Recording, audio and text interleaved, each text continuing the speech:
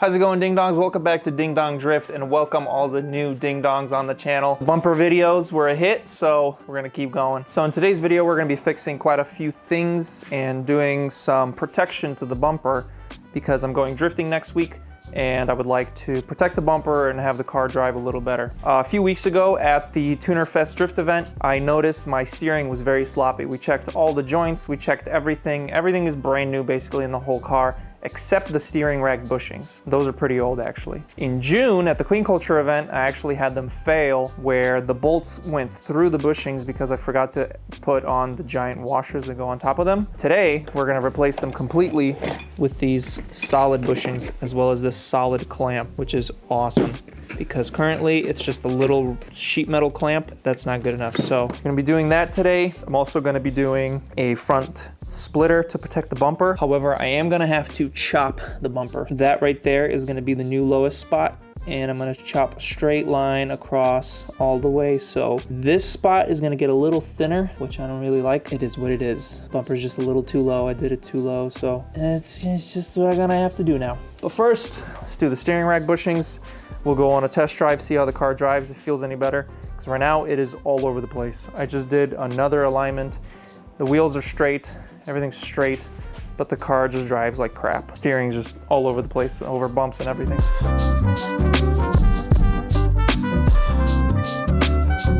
So I don't know how well I'll be able to show this, but here's one of the bolts, and they are through bolts. So there's a nut on the other side. The bushings are torn, and the other one is up here. There's no way I can film that, so I have to just take my word for it.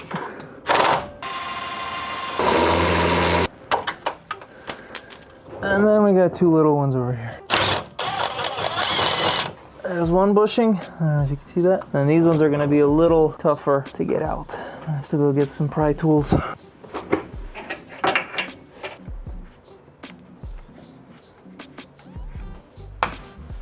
Oh yeah. I don't know if you could tell. That hole is no longer a circle. Even the aluminum sleeve, or whatever this is made out of, pretty sure it's aluminum. I don't know if you can see that. Even that's worn out. I haven't changed these bushings in a long time. I think it's been 4 years at this point. This is one of the first things we did when we got the car. And by we, I mean Sully and I. You guys are new here. Definitely recommend go check out the old videos. They're pretty funny. So I don't think you can actually see me doing anything up here, so I'm gonna stop recording and then I'll show you guys later. All right, so I got everything removed. It's looking pretty bad, which is, I guess, a good sign, which means it should maybe get better. First sleeve, so I don't know if you can tell on camera, but both the sleeves are no longer circular. This one's got an oval hole. This one's extremely ovaled out. And if we put a bolt in, it doesn't even fit tight over the bolt. The play that I'm having in my steering is starting to make a lot of sense. It's hard to show with two bushings, but it's a lot tighter. It's a lot less play, especially when this is gonna be installed in the rack. The bushings are the worst part. If we look at the bushings, completely ovaled out. Look at the difference in size between the sleeves. So the sleeve's just able to just wiggle around in there. You can see how loose it fits. It's not even a tight fit. It just pops right out. This bushing, not so bad. Doesn't look that worn or anything. Doesn't look that bad. So now let's look at the new stuff. This is what I'm most excited about. Most kits will sell you just these, just the main rack mounts, but the clamp never is billet. So I'm excited to install this. The billet clamp should be a lot better than a polyurethane bushing. I'm gonna put my POV camera on, the Insta360 Go 3S, so you guys could see me install this, because I know taking these out, you couldn't really see much. All right, so we're gonna do the easy one first. There we go, that fits. Okay, I wish they weren't Allen keys, but what can you do? And then these nuts.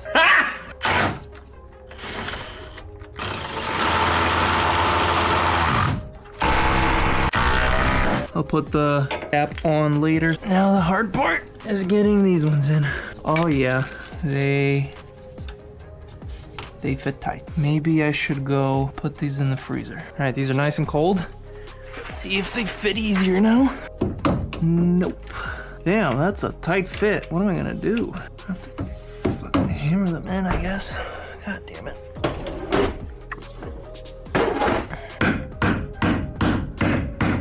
Oh boy, this is gonna be a lot of fun.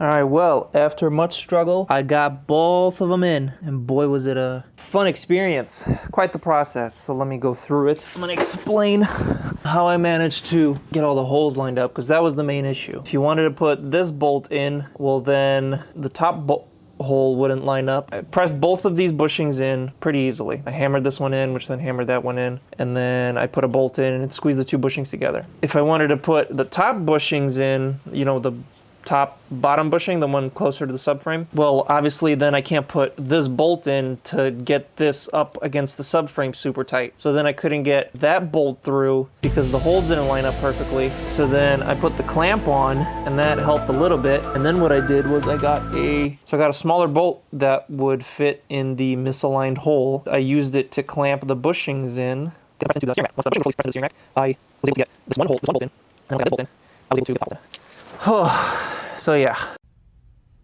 whack. Quite the process, but I'm done now. Look how much my exhaust hits the ground though. Holy crap, freaking wrap on the exhaust is just shredded. I wish I could go lower with this car. The exhaust and the transmission right here are the low spot. Look how worn down that is. So those are the low spot, and those always hit the ground everywhere. It sucks. All right, test drive. Let's see how this feels now. Responsive actually. You would turn and then it would and then it would grab, but right now it feels like it's instant. I guess I'll know for sure when I go drifting. And I can feel the road more. The wheel is like vibrating more. I'm not gonna get too excited, but you see that? All right, it's the next day. My camera died when I was filming the exhaust, and I don't know if you saw it, but there's a wear mark on the drive shaft where the exhaust flange between the Y pipe and the mid pipe is, and it's rubbing there. Maybe that's what's causing my chirp noise. Right now, I have the laser lined up with the bottom of the bumper there. You see that? Barely see it. So it's lined up with the bottom of the bumper, and if we follow it, it's kind of a lot. It's a big cut. And I don't want to do that. So I think what I'm going to do is just take off a 1/2 inch, because I don't want it to be lower. I don't want the car to be even lower than it is already. So I think just a 1/2 inch, it'll be the same height, because there's not really any wear marks on the car or on the bumper now, which means it's not really hitting anything, but the splitter's going to be sticking out further forward. So it is probably going to hit some stuff. I'm okay with the splitter hitting stuff and not the bumper. So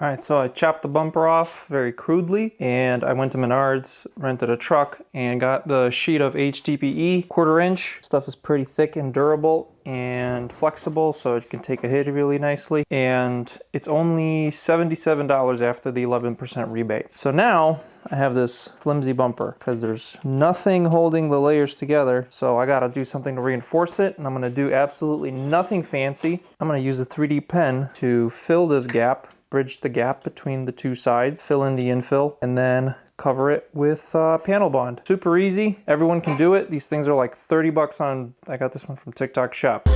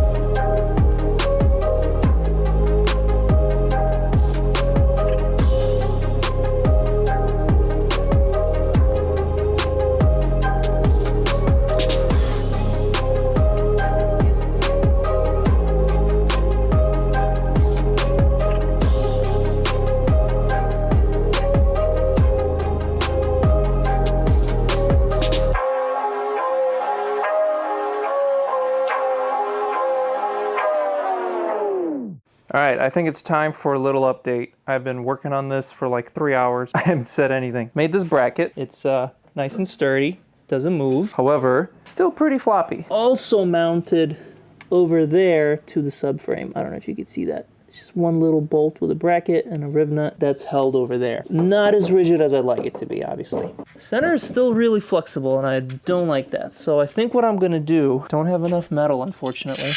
I only have this one piece, but I would like it to go all the way from the bracket to this. I think I'm gonna have to go get one more piece of this because that would work the best. I just wanna say, this is all temporary. This is all gonna change. This is just for now. This will become carbon. I am gonna make a splitter. I do wanna make a flat bottom for the whole car. I am gonna make a splitter that's gonna be carbon, where I'm gonna turn this into carbon. That's why I bought HDPE and not like plywood or something, because HDPE epoxy doesn't stick to, so this could be straight into a mold. This could just become a mold. I think I'm gonna go to Menards right now.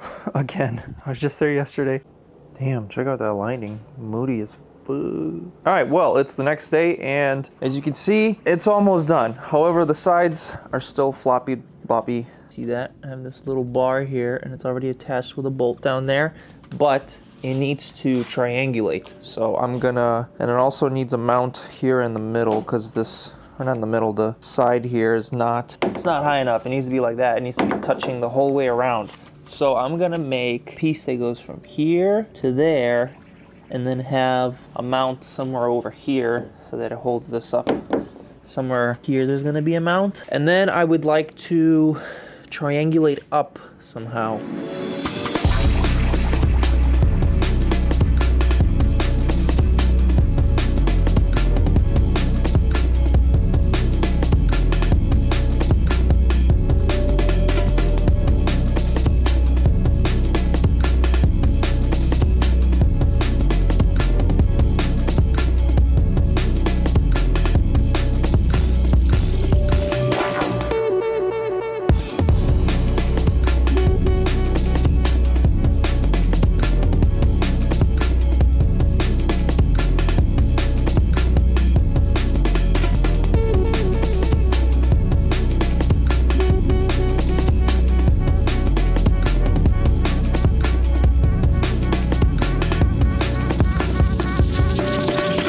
All right, as you saw in the time lapse, I went hard. I welded literally everything I could. Everything looks like it's just a solid chunk of metal now. Every single gap I could find, I filled it in with weld. This thing is rock solid now. You could probably jack the car up from this point. Maybe a little more reinforcement. I'm gonna add one more bar, like the thin ones from here to here. Maybe from here to here too, because I have a lot of that little thin bar still, see it? And I could triangulate a little more. I'm having a ton of fun welding, so just gonna keep doing it. That was fun. I don't weld much, so when I do, I try to do as much of it as possible so that I could learn to get better at it. Everything is super solid. Super happy with this. I never showed this because I couldn't see it, but see, this is the last thing I showed you where I added this point to hold the edge of the splitter, and it was obviously flopping because that piece was twisting, this piece. So then I connected it. I found that scrap piece of metal and it was literally 1 inch too long. It was perfect. So I put it in there. So now the two bars are connected so they don't flex this way when I take it off. Because when I take it off, it's really floppy. So that's connected. And then I triangulated this to hold it up to here. As you can see, I welded a bolt to the bar. So then it comes through here and I just bolt it in right there. So that's done. And then this point, I don't know if you saw, I jacked it up higher than it needs to be. So you can look, this bar is under tension. And then I welded it from there to here. So now this is super strong. I was super happy with that. That was a good idea. I'm gonna pat myself on the back there. Cool idea to weld that bolt to there, put it through the hole. And, didn't even talk about this, I relocated the power steering cooler. The power steering cooler used to be over here. It is now over here. And I was able to reuse the old bracket. This one I just cut off and then put a bolt through here, and then this one I was able to just bend and put it in the original spot where it used to be.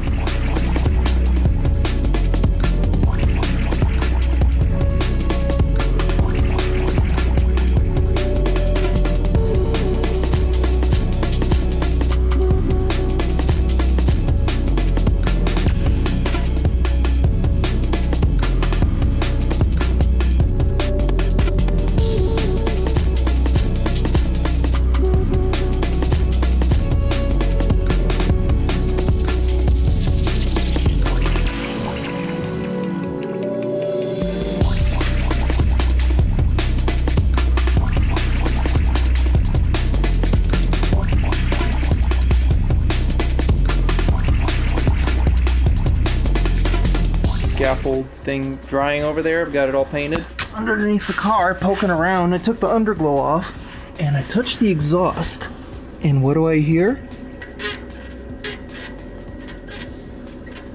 Could this be? Is this the noise? It sure sounds like it. So I got the mufflers off. Got to pull these 2 bolts out. There's a wear mark on the drive shaft from this flange, so I'm gonna chop off the top of it. Dude, if this fixes the squeak, I'm gonna be so happy. Half the exhaust is off. We gotta do the exhaust check.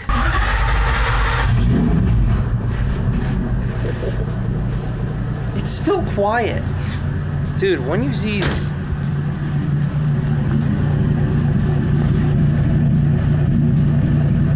how is it so quiet at idle? Man, I need a cam in this thing. Kelford cams. Let's get something going. Oh, damn it.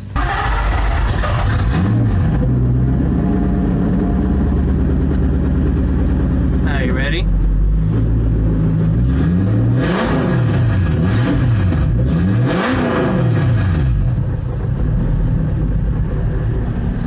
That's insane. I need to take my mufflers off.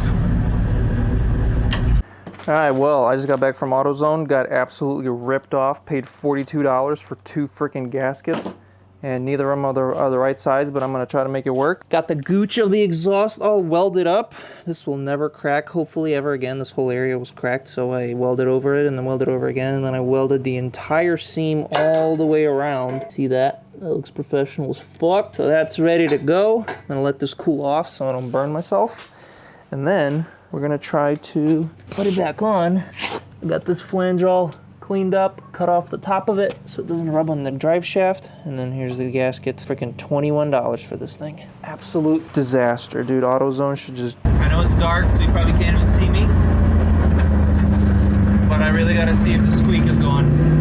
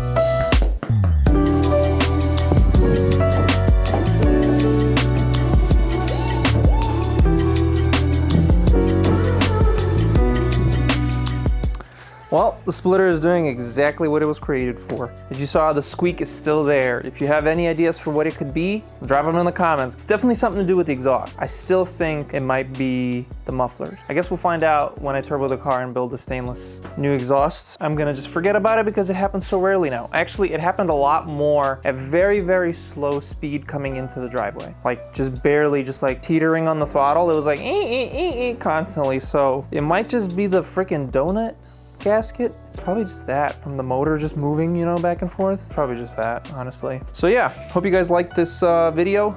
That is gonna be it for this one. Next video will be drifting. That is why I made this splitter. You know, if I hit a cone or something, the bumper doesn't just explode. You got a nice little barrier to protect it. I'm also working on new headlights that will look a little better and more complete. I'm working on the side skirts as well. So those are gonna be exciting. Those are gonna really finish the look of the side of the car, at least, really tie it together, because right now the bumper is looking so crazy. And then the rest, the whole door area of the car is just so simple, so flat. So that needs a lot to look better. Make sure you subscribe.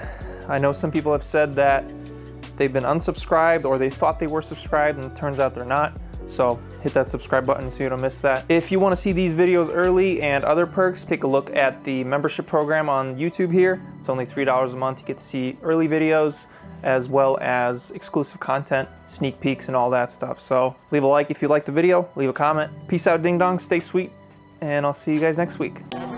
America, America. Do you have your passport? Did you get your job?